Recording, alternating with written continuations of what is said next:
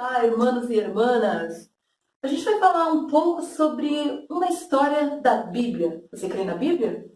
A Bíblia diz que uma certa vez Jesus, o Senhor Jesus, ele contou uma parábola para uma pessoa que se manifestou lá no discurso de Jesus. Ele disse assim: bem-aventurado, feliz é aquele que come pão no reino de Deus. E Jesus contou uma seguinte história, que havia um homem, e esse homem ele fez um grande banquete. Sabe quando você faz aquela grande festa e convida algumas pessoas? E esse homem fez esse convite para algumas pessoas. Entretanto, a reação delas não foi como ele esperava.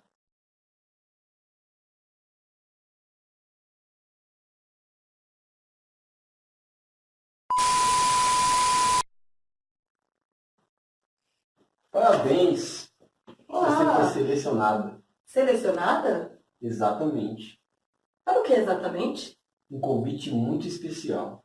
Uau! Que convite seria? A ceia. Uma ceia? Exatamente.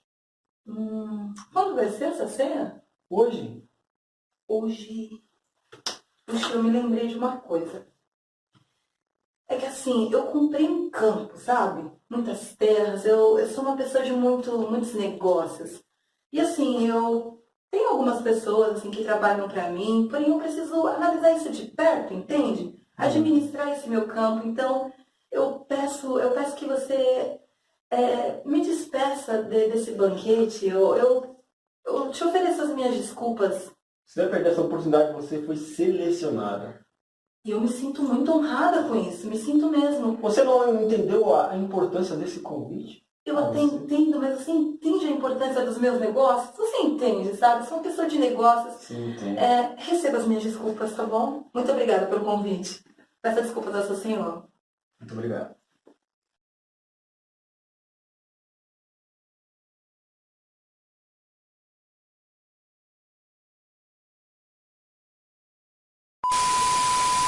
Cara, demorou hoje na praia, meu. Licença! Opa! Oi! Peraí, vou ter que desligar aqui. Um instante, peraí. Opa, tudo bem? Oi, tudo bem? Engraçado. Parabéns! Você foi selecionado pelo meu senhor para participar de um Opa. grande banquete. Muito obrigado, que legal. Sabe como que é? Que eu te falo um negócio pra você que tá acontecendo. Eu comprei uma casa na praia. Uma casa na praia? Nossa, casa show, luxuosa aí.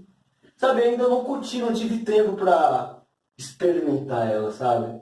Entendo, mas... Vai ser, olha, tem uma festa lá, um festão. Então por isso eu vou ter que recusar o seu convite. Mas Se você quiser, você também tá convidada. Óbvio, vai ser uma coisa muito... Não, muito obrigada. O meu senhor, ele não aceita o não como desculpas. Imagine, dentre todos da redondeza, ele achou graça em você. Ele Não, sim, deseja mas você fazer a isso. minha prioridade agora é experimentar esse apartamento. Esse apartamento fica de frente pra Praia Grande, luxuoso. Entendeu? Então, certamente eu não vou ter tempo, mas obrigado. Quem sabe numa outra oportunidade a gente pode conversar um pouco sobre esse convite. Eu posso participar dessa festa. Darei a resposta para o meu Ok. senhor. Obrigada pela Grato, viu? atenção.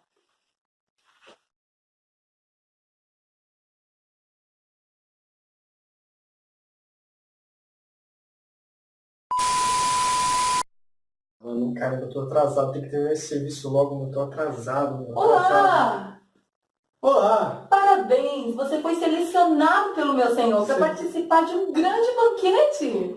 Olha que honra! Então, só que eu acabei de me casar, entendeu? E eu tenho umas certas prioridades agora. Você pode levar a sua esposa também. Então, mas eu tenho que trabalhar também, eu tenho que adiantar os serviços que já estão agendados e eu tenho essa prioridade, sabe?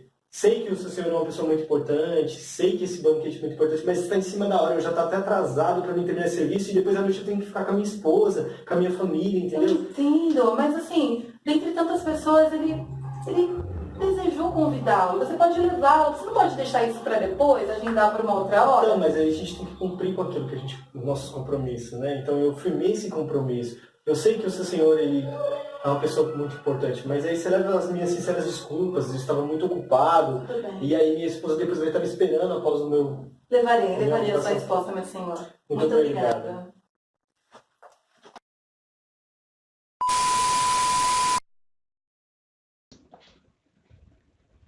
Calma aí, galera. Pronto. Pode falar. Olá, pessoal! Bem, gente, a gente quer estar destacando aquilo que a gente até representou através da parábola que Jesus nos ensina acerca sobre prioridades.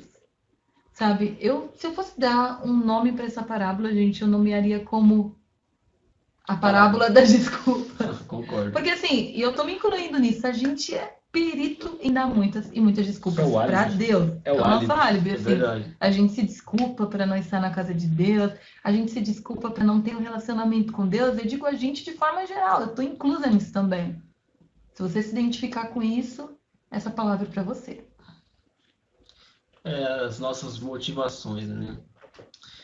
Porque o que nós temos visto esses últimos tempos, da forma que as pessoas, né, têm se afastado de Cristo tão rapidamente. Então, logicamente, as pessoas buscam as prioridades, as pessoas elas começam a viver as coisas terrenas e não priorizam as que são de Cristo Jesus. E eu fico espantado de como as pessoas começam a frequentar uma igreja e de repente elas se afastam de Cristo, né? O que vocês acham? Por que essas pessoas se afastam de Cristo? Por que elas recusam esse convite de forma tão rápida assim? É por próprio texto que a própria narrativa nos trouxe desse pequeno apresentação, né, desse pequeno teatro, nos mostra que muitas pessoas elas conheciam a Deus na descrição, porque ele fala assim, o meu Senhor te chama. Sim. Então, tipo assim, as pessoas conhecem a Deus. Só que a gente, como a própria Bíblia diz, a gente tem que pôr Deus em primeiro lugar. Só que isso é uma coisa muito difícil, porque até o texto diz que eles priorizavam as atividades, os bens, os negócios, o casamento. Então, tipo, eu tô usando muito tipo. Então ele foca nessa mensagem dizendo assim, qual é a sua prioridade hoje em dia? Qual é a prioridade do servo de Deus hoje em dia? Qual é a prioridade da pessoa hoje em dia, no geral, entendeu? Então, a gente vê que Cristo, na verdade, ele procura um relacionamento. O ato de festa, o ato de celebrar, significa que Deus ele pretende estar com você. Comer o pão com ele, celebrar com ele, ceiar com ele, né? Uhum. Sim, Comunhão, né? eu penso também que realmente foi isso que o Júnior citou. Jesus não é uma religião. Jesus ele não veio fundar uma religião. Mas Jesus ele veio para falar do reino de Deus. A primeira pregação de Jesus foi acerca do reino de Deus. Então, assim, muitas das pessoas, talvez, as pessoas se afastam. Muitas vezes eu até estando na igreja já me vi distante do Senhor. Porque, assim, muitas vezes a gente inverte as prioridades, sabe? E, assim, Jesus ele deseja ser conhecido. Muitas vezes, talvez nós não conhecemos Jesus como ele espera, sabe? De com ele andava. A gente pode pegar Jó. Jó era um homem justo, temente a Deus, e a Bíblia diz que ele se desviava de Deus. E apesar de todas essas qualidades boas, se desviava do mal, aliás. Jó se desviava do mal. E apesar de todas essas qualidades boas, Jó ainda não conhecia Deus como deveria. Né? Ele mesmo diz que ele conhecia de ouvir falar, mas agora. De te ouvir falar. Mas agora ele andava de perto com Deus, conhecia Jesus, Deus, né, perfeitamente. Então, assim, eu creio que às vezes falta um conhecimento mais profundo, sabe? Não raso da religião, não raso da igreja. Muitas vezes as pessoas se decepcionam com a igreja. E talvez, assim, sei lá, pode ser que pessoas tenham te ferido, mas, assim, isso é em qualquer lugar. Imagine, você vai numa academia, uma pessoa pode te decepcionar, às vezes na faculdade, às vezes no serviço. Então, às vezes, assim, a gente também usa isso, a desculpa, e novamente a desculpa para não estar com Jesus. Eu creio que um dos principais itens é exatamente isso, né? Igual quando o apóstolo Paulo ele fala da igreja de Coríntios, né? Quando tem os partidos lá, então um partido de Paulo, outro partido de Apolo, um partido de Cefas e outro partido que é de Cristo, né? Então, o gentio seguiu o apóstolo Paulo, o judeu seguiu o apóstolo Pedro, os pessoal de Alexandria, né? Que naquela época era o berço da sabedoria, então os mais intelectuais gostavam do sermão, né, de Apolo, e os de Cristo que se baseavam individualmente, falavam, eu não vou seguir líder, eu vou seguir Cristo. Só que eles não se submetiam a uma liderança, né? Então já quebrava o mandamento do próprio Deus, né? Que você tem que se submeter às leis e às lideranças. e viviam de uma vida de libertinagem, porque eles faziam da forma que eles queriam o culto, Consideravam né? bom, né? Que eles consideravam exatamente bom, Tipo, certo, né? né?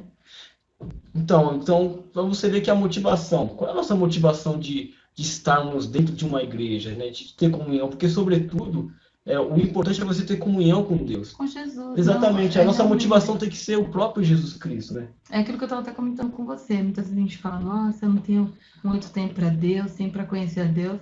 Teve uma madrugada que eu estava querendo tipo, buscar muito o Senhor, sabe? E aí eu peguei e dormi. Tipo, dei a prioridade pro meu sono, estava cansada e tal. Só que teve uma vez que eu me dediquei lá aos trabalhos da faculdade. Então, assim, se a gente quiser, a gente consegue, sabe? Se nós, assim. Porque se a gente consegue, às vezes, ter tempo para tantas coisas, casamento, aniversários, muitas e muitas coisas, por que será que a gente não consegue arranjar um tempo para Deus se de fato nós afirmamos que queremos conhecê-lo? Que nós temos visto as pessoas se afastarem tanto de Cristo, né? Elas sempre vão colocar a culpa em alguém, sempre alguém vai ser o culpado, mas ela nunca avalia a si mesmo para entender que ela tem culpa E nisso, se de né? fato ela teve disposição em conhecer o Senhor. Exatamente. Qual é a motivação? A motivação de muitas das pessoas que estão dentro de uma igreja. As pessoas não focam em Cristo Jesus, as pessoas focam em querer um cargo, um cargo, né? A solução dos problemas, solução de cargos, Às elas vezes de uma enfermidade, apenas, ela busca tipo prosperidade. o alter ego. Ela busca assim, eu preciso que Deus faça isso por mim, que Deus me Sistema dê um egocêntrico, carro, né? o sistema egocêntrico, que Deus vai restaurar o meu casamento, mas Deus tem que fazer para mim, eu não posso fazer para Deus. Deus ele tem que me servir, não eu servir a Deus. Eu quero isso e estou aqui, eu aceitei Jesus, me arrependi, mas eu preciso disso. Outra coisa também que tem pessoas que elas acham que elas não precisam ter uma comunhão com Deus todo dia. A igreja para ela indo para a igreja, só vai ter um dia, isso é religião, a isso pessoa se se torna uma acostuma com a igreja. religiosa, então ela só acostuma, ela não está com uma comunhão plena com Deus todo dia. E essa mensagem nos fala de uma ceia que ela é permanente, fala da consagração, que é o quê? O ato de você buscar Deus todo dia. E você vê que até o carinha que se manifesta, né?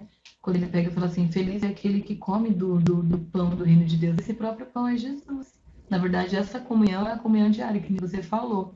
Então, assim, o nosso objetivo, e eu quero deixar bem claro que muitas vezes eu também estou inclusa nisso. Quantas vezes, assim, eu inverti as minhas prioridades. Mas, assim, eu estou tentando melhorar em Deus, sabe? Colocá-lo acima de tudo, porque isso é muito importante. Então, o nosso objetivo com tudo isso é realmente fazer, que nem o Rafael falou, nós mesmos nos avaliarmos sem nos desculpar, porque assim, chega, eles já deram tantas desculpas, né? E sem nos desculpar, porque nós estamos vindo desculpar, assim, Deus nos conhece, né? Como a gente vai se desculpar diante daquele que tudo vê, diante daquele que tudo conhece, sabe se de fato é verdade ou não, né? Se a nossa motivação não for o Senhor Jesus Cristo, em vão nós vamos à igreja. Se a nossa motivação não for Jesus Cristo, em vão nós somos pais de famílias, nós somos um bom esposo, uma boa esposa, um bom servo, uma boa serva. Se nossa motivação não for Cristo, para que nós temos comunhão com o nosso próximo? Em vão nós temos comunhão com o nosso próximo. Nós nos tornamos uma pessoa hipócrita. Porque você vê que tem pessoas que dentro da igreja é uma coisa, no trabalho é uma coisa, em casa é outra coisa, entendeu? Então você participar apenas da igreja, você não torna você uma pessoa salva. Então a maior motivação é de que você tem que estar concentrado em Cristo Jesus. Se a nossa motivação não for Cristo, não adianta de nada nós irmos para uma igreja. Exatamente. Evangelho. Tem até um texto, não querendo tomar muito tempo, que diz sobre aquele que firma a sua vida na rocha, que é Jesus Cristo. Que vai vir a tempestade, vai vir dias difíceis, e essa pessoa não será abalada. Mas se essa pessoa não, se seu foco realmente não for Jesus, foi em tantas outras coisas, como se Jesus fosse um gênio da lâmpada, né? Ou apenas tipo, vou participar da igreja como se fosse um clube social, e se alguém me desapontou, eu tô fora disso. Então, assim, a gente não vai vir a tempestade e nós não vamos nos abalar. Um dos pontos que as pessoas também se afastam é por causa disso aí. Motivo de... a Bíblia fala que tinha Lorde e Hermode, que elas tinham uma contenda, né, pela liderança da igreja. Emílio e Alexandre, que eles queriam pregar heresias. Então, geralmente as pessoas se afastam porque alguma fofoca, sabe? Por um motivo de inveja. Eles não entendem que a instituição que foi formada, ela é formada por pessoas falhas. Exatamente, E são como em seres qualquer humanos. outra instituição, Toda igreja pode haver problema. Só que a igreja de Cristo, que vai ser apresentada para Cristo, vai ser a igreja remida. Então a gente está em processo de remissão. Exatamente, evolução. Evolução, você está Tá desenvolvendo. Agora, tipo, eu vou cobrar a santidade de você, sendo que eu não tô. Eu vou te cobrar amor sendo que eu não tô. Então, muitas vezes as pessoas se afastam por isso, porque elas arrumam desculpas. E aí as pessoas acham que ela não tem que ter essa comunhão. E a Bíblia diz que se você não ama o seu irmão, como é que você vai amar a Deus que você não vê? Se o seu irmão que você vê. Se você vai aborrecer seu irmão que você vê e não vai amar o seu irmão que você não vê, como você vai ser isso? Exatamente. Então é isso. Assim, o nosso objetivo é que nós, de forma geral, possamos conhecer Jesus, Amém. não a religião, não nos acomodar, tipo, em apenas estar numa igreja, não, mas conhecer Jesus no íntimo e profundo. E que aqueles que porventura estiverem assim afastados de Deus, às vezes você até se decepcionou com alguém, mas assim, Cristo, se o seu alvo for Cristo, não foi isso que o apóstolo Paulo disse, nem a morte, nada pode nos afastar do amor de Deus. Então, nem mesmo a suposta decepção das pessoas, a suposta ferida que as pessoas inseriram em nós, pode nos afastar de Deus, Exatamente. porque o amor dele é maior do que tudo. Exatamente. Eu creio assim, também, o amor ao mundo, né? O amor do mundo também tem afastado as pessoas de Cristo, sobre tudo isso. E eu, Demas, a Bíblia fala, né, de Demas, né? Demas, Demas que ele era amou o presente- cooperador do apóstolo Paulo, né? E ele, século, né? não, ao presente século, né? Mas sobretudo o Demas ele não abandonou o apóstolo Paulo, ele abandonou o próprio Cristo. Ele virou as costas para o próprio Jesus Cristo. Uhum. Então, Jesus ele está de braços abertos para te acolher. Igual que naquela que Jesus conta sobre da ovelha perdida, né? Jesus ele deixa né, as 99 em busca daquela, carrega no colo, sabe? O amor dele e o cuidado com você. E diz que ele coloca em seus ombros cheio de De alegria. alegria, Tem exatamente. também uma música, que é do Estevão Queiroga, tem uma parte da música que ele fala assim, ó, toda culpa tem perdão diante de Deus. Quem me perdoa é bom, porque ele é bom. Então ele perdoa. E ele vê quem a gente é, mas não como a gente é falho, mas quem a gente vai ser. Então ele me perdoa é bom. Jesus, e toda culpa, a pessoa acha que ela é imperdoável. E Jesus diz, toda culpa tem perdão. Amém. Amém? Amém? Que você Fica seja essas palavras. abençoado. Amém.